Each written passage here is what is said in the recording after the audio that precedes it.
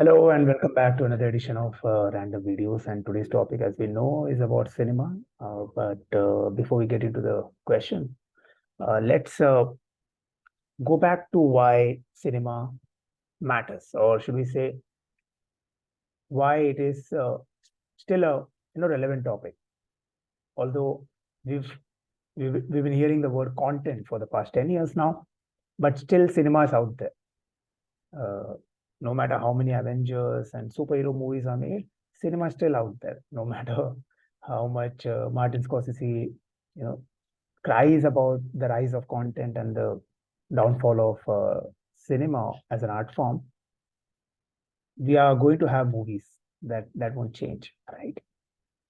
So it's interesting how there's this weird flux between cinema as an art form and cinema as a commercial output. Because when we look at theater or paintings or any of those artworks that we notice but we don't follow, we almost forget that cinema is basically an art form. But it is so popular that it has been kind of extricated from the from the clutches of the elites, and the commoners own it. That's why I believe cinema is out there and it's not going to end anytime soon. Although the forms will keep on changing, there will be new technological advancements, but cinema will be there, right? So that is interesting about cinema as an art form, that it has transcended. Now we come to why we let cinema fool us. To understand this, we'll have to accept the fact that we enter a cinema hall knowing very well that everything that is happening, everything that is unfolding is a farce. It's a lie. When we watch, emotional scenes and we start welling up, or we watch a stunt by Tom Cruise or whatever, like, we know for a fact that those people on the screen are performing. It's their job. And what we are doing, the way we are reacting, be it crying, be it laughing, be it screaming or whistling in Desi context, what we are doing is something real. So you see the irony here, like, we are the ones who are not acting. We are the ones who are actually crying. We are the ones who are actually laughing. The ones who are acting are on the screen.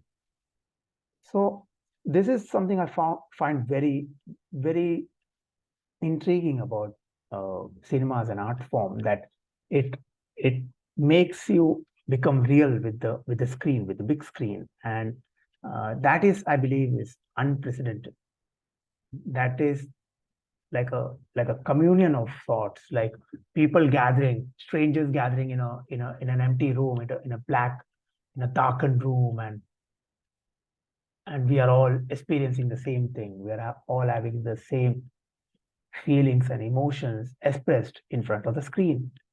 And we let that happen because somewhere we know that this is the closest, like a movie is the closest that we'll ever get to life.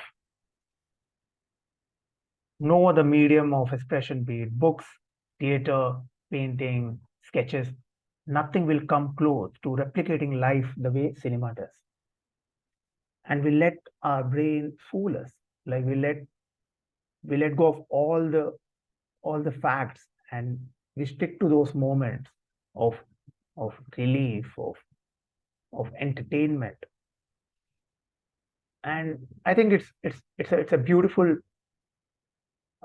outcome, because if you read about how cinema went through its churns and how it moved from photography to motion picture, uh, it's amazing, like, how difficult it was, and so when I say difficult, it means like it was very difficult to fool people, to tell them that the pictures are moving, and when the pictures move, it becomes a movie.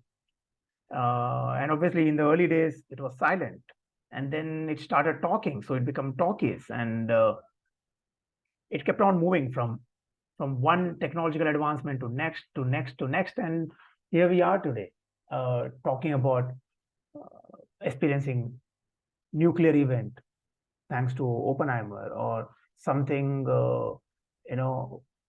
deeply touching through Barbie, or these are the things that are happening because somewhere humans knew that we need something which is not real to be real, and we made that happen, collectively made that happen, because that's what makes us human, and that's what makes art relevant, or the very medium. So when you put all of these things, uh, we realize that it's okay to be fooled sometimes, knowing that uh, we are better off being fooled by ourselves than by somebody else, and we cherish that, I think, and this is one of the most uh, you know inexplicable bits of technology, advancement of technology. Like if I ask you today, yeah, I asked this question in a recent quiz, and none of the participants knew that which is the highest grossing movie of the year. Most of them guessed Barbie or Oppenheimer, and Mario Bros is the highest grossing Hollywood movie international, and that also tells us that we we can we can be fooled by anything, right? Like, think about it. There's nothing there. Like, if you really think about it, there's hardly anything there. But we hold on to it. We hold on to James Cameron's vision of Avatar, or we do that because we like being fooled by ourselves rather than by others.